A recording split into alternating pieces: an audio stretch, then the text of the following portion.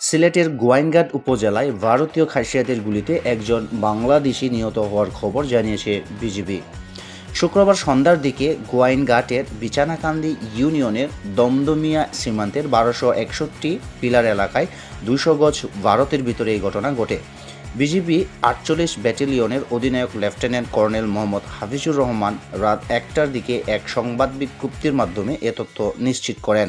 এর আগে বৃহস্পতিবার জৈন্তাপুর উপজেলার মিনাটিলা সীমান্ত এলাকায় খাসিয়াদের গুলিতে 15 বছর বয়সী মারুফ আহমদ নিহত হয়। মারুফ ছিল কেন্দ্রি জিঙাবাড়ি গ্রামের শাহাবুদ্দিনের ছেলে। এতে 24 ঘন্টার মধ্যে ভারতীয় খাসিয়ার গুলিতে 2 জন নিহত হলো। শুক্রবার নিহত হওয়া 22 বছর বয়সী সবুজ মিয়া গোয়াইনঘাটের বিছানাকান্দি ইউনিয়নের বিদ রগুল গ্রামের আবুল হোসেনের ছেলে। স্থানীয়রা জানিয়েছেন তিনি ভারতীয় গরু চোরাচালানের কাজে জড়িত ছিলেন। বিজিবির তথ্য অনুযায়ী সবুজ সহ কিছু যুবক ভারতের ভিতরে খাসিয়াদের একটি এলাকায় প্রবেশ করে। সেখানে তাদের মধ্যে বিরোধের সময় ভারতীয় খাসিয়া নাগরিক গাদা বন্দুক থেকে ছোড়া গুলি চালায়, যার পত্রে সবুজ গুলিবিদ্ধ হন।